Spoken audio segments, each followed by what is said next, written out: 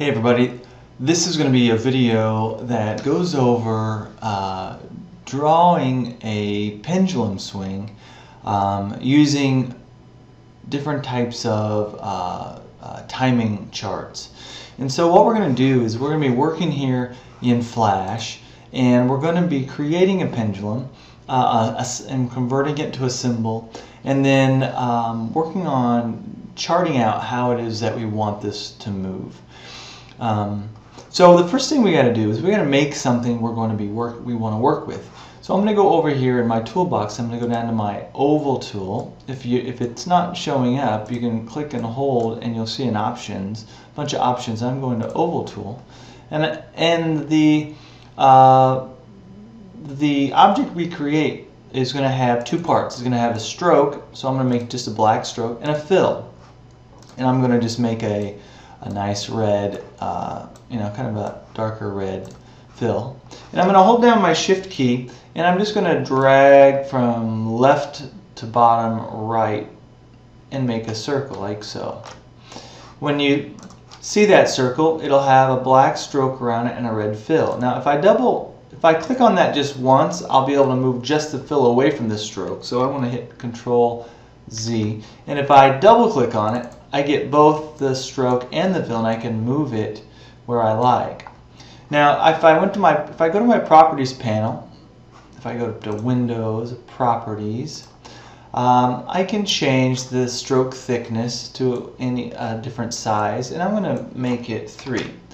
And I'm going to leave it like that. So I have this double click, I'm going to have this, I'm going to position it about in the center of my page. And I'm going to go to my line tool, and I'm simply going to take a line and drag it straight up, so it's just straight up like so. And that's going to give me the stem, and I'm going to push it down so they touch. Now I have two parts. I have the stem, and I have, well, 3 parts. I have the stem, I have a fill, and I have a stroke. But I don't want to have it like that. I want one object. And I want to essentially just treat this as one solid thing. So I'm going to convert it to a symbol. So I'm going to go to my selections tool. I'm going to grab and drag around all of these things. Now I can hit the key F8. That's going to convert to symbol. And so if I want to, I can go to modify and say convert to symbol here. Now what I want to do is I'm going to give it a name, and I'm going to call it pendulum linear. I'm going to make two different. Well, I'm going to make two different for this homework. 2 different pendulum motions. One's a linear motion, and one is an easing in, easing out, nonlinear motion. And so I'm going to name this my pendulum linear, and then the type of symbol it is going to be a graphic. Flash gives you movie clips, buttons, and graphics as different types of symbols, and in this particular case I'm going to treat this like a symbol. It doesn't need to have any extra attributes. A button becomes a clickable flash button like you'd use on a website, and a movie clip has attributes that I'm not going to go into right now. So I'm simply going to use it as a graphic. So I'm going to say OK.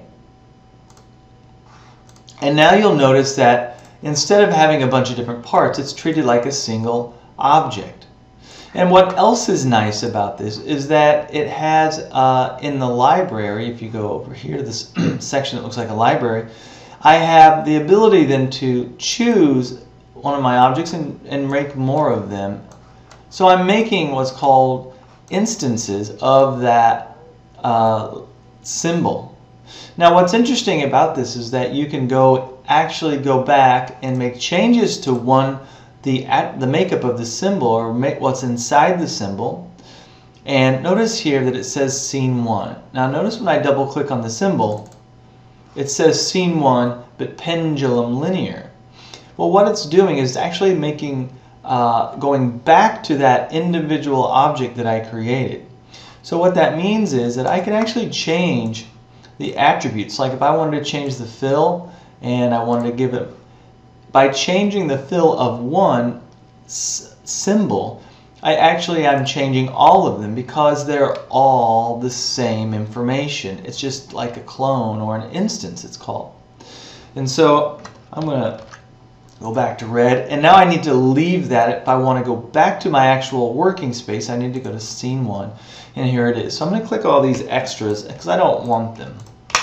One thing I want to do is I simply want to put my pendulum here in my screen, and what I really want to do is I'm simply going to be planning the motion of this.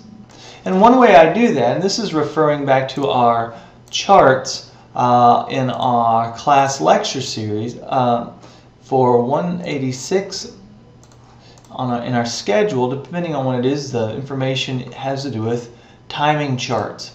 And we're going to look at breaking down the movement of the motion to our key drawings or our extreme poses, our breakdowns, and then breaking those down into our actual in-betweens. So with the movement of the pendulum, I'm going to have a swinging kind of movement in an arc. And so what I want to do is I'm going to actually just make a little chart for myself. And I'm going to, I have a layer here. So here's my first layer, and my pendulum is on it. I'm going to call that my pendulum, linear, because this is where the actual pendulum is. But I'm going to make a layer above that, and this is going to be my linear timing chart. And so this is where I want to draw, and I'm actually going to lock that bottom pendulum layer for a second so that I don't accidentally draw on it. I'm going to go to my pen tool, and I'm going to give myself a black fill. And what I want to think about is how I'm going to divide this. So I'm going to be animating in a series of drawings from frame 1 to 17. So my timing is frame 1 to 17, and what I'm going to get is I'm going to get an arc. The pendulum is going to go like this, an arc. And when it's here, it's at frame 1, and when it's here, it's at frame 17. So my timing chart is going to look something like this. I'll have a breakdown in the middle where it's between these two extremes. So these are extremes, so I circle them. And then I have a breakdown in the middle at frame 9. So here would be actually frame 9. Now, as I continue to break this down, I'm going to do it linearly, so it's going to be evenly divided. Divide it in half, then divide this half in half, and divide this portion in half. Same for this side. This portion is going to go in half, then this portion, then this portion. And now what I have is I have equal divisions among my space that I have to work with. So I'll divide this in half, this in half, this in half, and this in half, this in half, and this in half. And you'll notice that we will number these every other one, or on odds. It's because every position will be 2 frames. So 1 and 2 would be here, 3 and 4 will be here, 5 and 6 will be here. So my numbering will look like this: 1, 3, 5, 7, 11, 13, and 15. And that's going to give me one swing from one side to the other. Now, when I want to reverse it, I will simply copy all of those frames, and I will reverse the frame order. And I'll show you how to do that in just a few moments. But let's get started with this. Now, if this is the chart that I'm going to use, it's very linear. That means it's going to be very equal in space. Every movement is going to be basically just a half step, quarter, or it's going to be one in equal spacing from one to the end. And so that makes it fairly easy at this point. So on my timing chart layer, I have this so I can see it very nicely. And on my pendulum layer, I have my pendulum. Now let me show you what we need to do. So we're currently on frame 1, and our pendulum is currently in position 9. So this is where it would technically be at position 9. So I want to position it at frame 1 to be pointing at this position over here. So this is what I need to do. I need to go to my free transform tool, select my, I'm going to lock that layer and unlock this one. Select my pendulum. Now I'm in my free transform tool because what I can do is move this white spot here. This is called the anchor point. And when I move it to the top here, this is going to be where I can position things, and I can move the actual pivot point, is what I just did. Move the pivot point to the top so that it rotates based on that. Now that I've done that, I can simply move basically ahead in my frames and reposition my object. So watch what I'm going to do. I'm going to need to have 17 frames here loaded up. So I'm going to choose frame 2 and click and hold and move forward to frame 17 or so. I'm going to release and right click and say convert to blank keyframes. So what this does is this loads up basically my picture, a bunch of stacks of paper here, if you will, and it will be where I place my images. Now one of the things I want to do is have my timing chart visible. Currently it's only visible and only has 1 frame of duration. But I can do something very quickly that will make it hold those timing charts out there for me so I can see them. And I'm going to go down to frame 35 or so, and I'm going to click in frame 35 on my timing chart layer, and I'm going to right click and say insert keyframe. And what that's going to do is it's essentially going to just hold that first frame for 35 frames of length. So it's basically just holding an image for a long period of time. We'll look more at keyframing at a different lecture about animation. So here's what I can do now. Now I don't want to put things in every other. I'm going to go and just put in my extremes 1. I'm going to copy that. So I'm going to hit Control C. I'm going to go to 17, making sure I'm actually on frame 17 here. And I'm going to hit Control Shift V, making sure I'm select here. And what that does is that copies frame 1 in place. And I'm simply going to move it to my extreme position here. I'm going to move to my breakdown position, frame 9.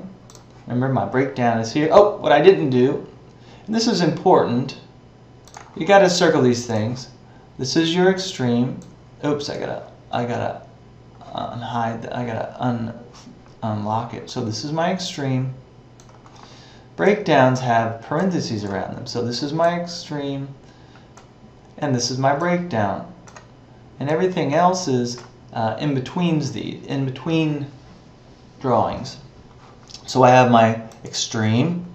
I have my other extreme, and now I'm going to go into my breakdown, and I'm going to hit Control Shift V again, and I simply just move this using my free transform tool into position.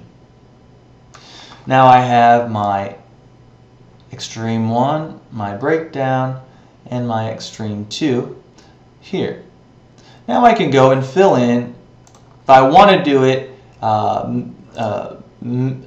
I want to just keep continuing to break things down in half, I can go Shift V and move this to my halfway point between my breakdowns, so that would be 5. I can move to 11, and not 11, 9, 11, 13, move to frame 13, Control Shift V, and simply position that. And now I have this, then I have a middle, I have an in between, then my breakdown, an in between, and then my extreme. So now I can keep going. I can go back frame 3, Control Shift V, and I'm just simply moving this now to these new positions. I'm going to move, there's 5, here's 7, Control Shift V, and here's 7. Notice that I still have blanks in between, but that's okay because we're going to fill those in. And this is going to be frame 11, so here's 9. And here's 11, and I'll move to my 15th frame, and I will put it in there.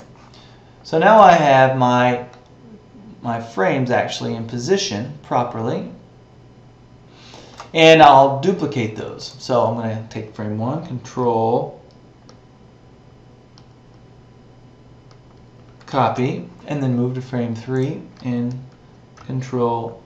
frame 2, Control Shift V. Then I'm going to go to frame 3 here, Control Copy, Control Shift V. This makes things a little bit easier. Control Copy, Control Shift V. So I'm having a duplicate now. It's essentially just holding that image.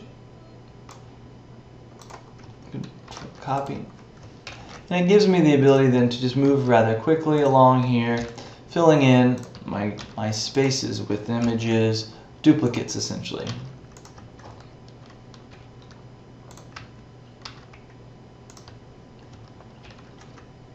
Control Shift V is important because if you don't hit Control Shift V, it will just throw your duplicate image somewhere else in your space, in your screen space. So here I have my first and my 17. Now you say, okay, once we're done with this, we have essentially a 9 drawing cycle. 1, 2, 3, 4, 5, 6, 7, 8, 9. And now all I want to do is just simply duplicate them and play them in reverse. But we do not want to duplicate frames 1 and 2 because actually what we're going to do is we're going to go from here to here, then actually stop at frame 3, and then the beginning of the loop is frame 1. So then the loop goes back, it actually by nature goes back to frame 1. So this is what we're going to do. Select your first frame and click and hold and just drag all of these here. So let me do that again. You click in your first frame and just hold left mouse and drag and right click and say, let's see, copy frames, move to frame 18, right click and say paste frames in this particular case. Now notice that it started at 17 and went back to 1. Well, I want this all the way to here. That's 17 again. So I'm going to select those, right click and say reverse frames. So now it jumps me back to the end. So what it does, it actually makes these go forward and then it reverses them. And we're going to stop at this frame and take these two out. And so I'm going to say remove frames. Because what we want is we want this to move. I'm going to hide this for a second. We just simply wanted to move forward and backwards. And I'm going to just I'm hitting loop here, and it'll loop whatever's in this sequence. So it should just go forwards and backwards and forwards and backwards. And so there we go. We don't want any extra frames, any additional frames. And then I'm going to say loop again. Okay. So that's our linear movement. We broke things down into this very equally spaced, or the same timing but different, but equally linear spaced motion. So with that, your next experiment is to change your timing chart to do what's called an easing in and an easing out, or a cushion in and a cushion out. So what that means is you're going to have a different outcome of motion, because what you're going to have is instead you're going to have, I'm going to make a new layer here, you're going to have frame 1 as your extreme, frame 17 as your extreme, frame 9 as your breakdown. But what's going to happen is how you, instead of dividing things equally, you're actually going to have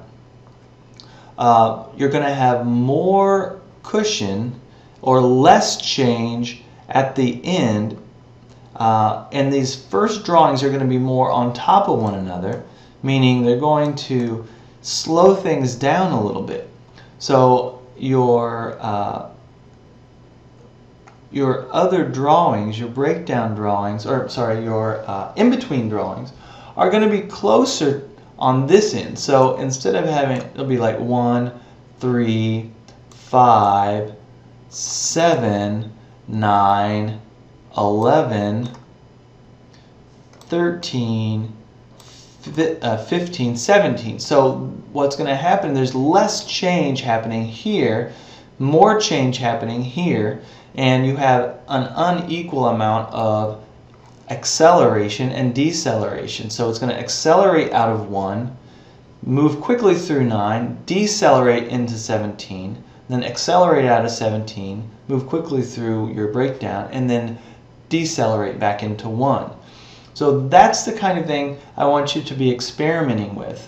And experimenting with even more and more tighter movements, and see what kind of effects you get. And make that pendulum feel in different ways. So for example, we just did a linear type of timing chart. But when you have an ease in and ease out, you can see and feel the difference. Here it's moving slowly out of one position and moving quickly through the breakdown and then easing back in. This is easing out and then moving linearly. This is moving linearly and decelerating. So this is acceleration and then a constant motion. And this is a constant motion and a deceleration. And here in the middle, I've added breakdown, or I've added in-betweens that slow things down. So I have a constant motion and then a cushion or a slow down where the spacing is very close and then goes back on. So even though the timing is the same, they're all starting and stopping at the beginning, there's a very different feeling versus the linear and these others. And so this is the kind of thing you need to be experimenting with.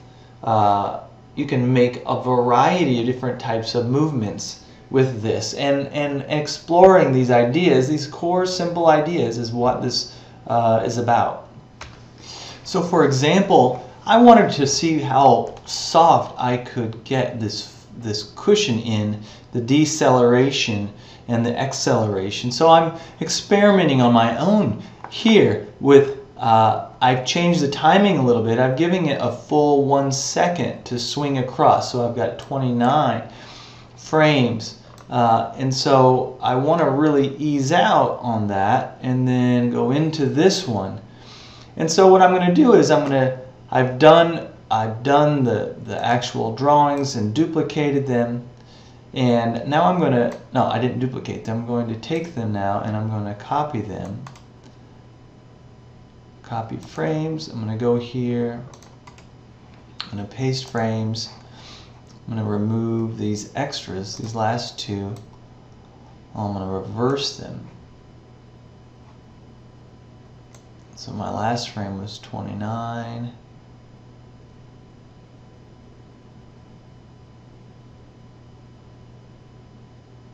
So here is my 30 and 31 here.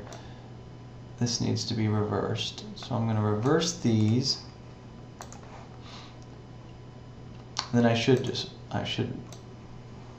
what I'm going to get here is this movement,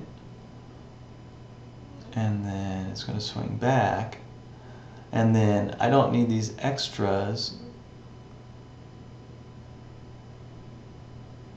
So these last here, I can remove these 4, or these 2 and these other extras, so I'm going to remove those. So what I'm hoping to feel is this whole sequence here. Yeah. And so I wanted to really feel that, that softening in and back. And what's nice is Yeah, and if I want to try to exaggerate that even more, what's cool is since I've got doubles, I've got one and another here, and then I don't get,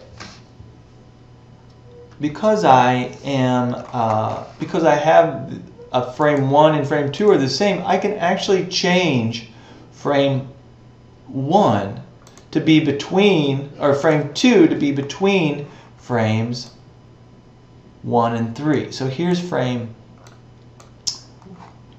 2 is essentially 1. So if I wanted to readjust that to give it just even the slightest touch of an in-between, I could do that. And I could go to frame, so that's 1 and 2, 3 and 4. If I went to 4, then I could change that as well. So 1, 2, 3, 4, between 4 and 5, and I want to limit that so I can't see it. I can get even more cushion between there. Now it's going to be subtle, and I need to make sure I position it right. But I want that to be, get that, just a real feeling. I want a big feeling of a cushion coming in there. So I'm at frame 6. So that means frame 5 was here. Frame 6 is the same as 5, and then 7. And so I'm going to put frame 6 in between frame 5 and 7. I'm going to change that. So I'm actually going to add an in between there. And what I want is to really accentuate that feeling of it coming back into that position. So if I loop that, you should be able to feel it a little bit softer in the, as it reaches that peak. It's very subtle, but it works quite well.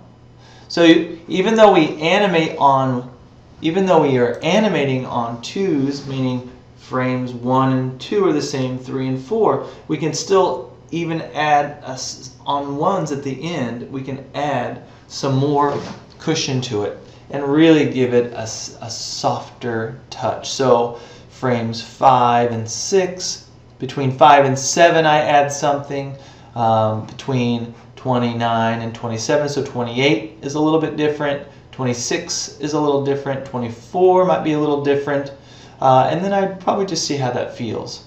So I'm going to do that. Okay, so I went back between all of my odds in this one as they cushion out, and I added an in-between on 2, 4, 6, and 8, and it gives me a much more incremental series of movements before the doubles, before the 2s start in. So here I'm on 2s, but then here I'm going to slow things down a little bit, and then I also do it on the way out. And so it gives me a much better feeling. So I'm going to hide. Oh, sorry.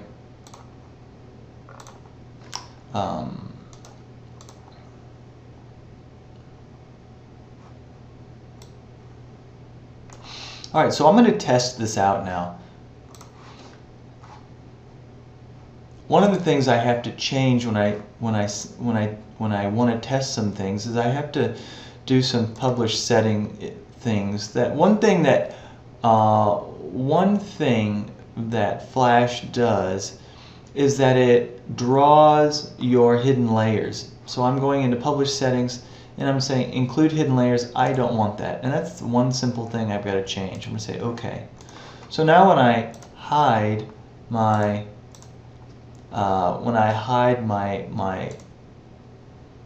layers, they stay hidden. Commands, Control, Test Movie in Flash Professional.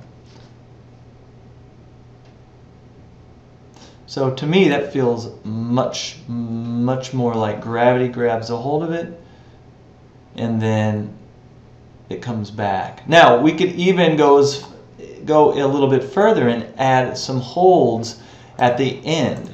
And so I'm going to do that now. I'm going to actually add about 4 or 5 frames at the end of each extreme, and give the impression that the weight is kind of, stopping, coming to a complete stop before it starts.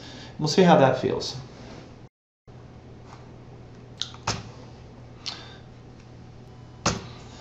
Alright, so now what I've done is I've added a hold, 2 holds, so 2 keys that just hold that image. So this is called, you can do this by inserting. If I right click on a frame, so let's say right click and say insert frame, it'll add some frames. So this is just like doing a hold. So what I've got is, I've got my first pendulum swing going up, then it hits that extreme and it holds that spot for 2 frames before it starts to accelerate out of it. And then it hits my final extreme and it holds that for 2 frames.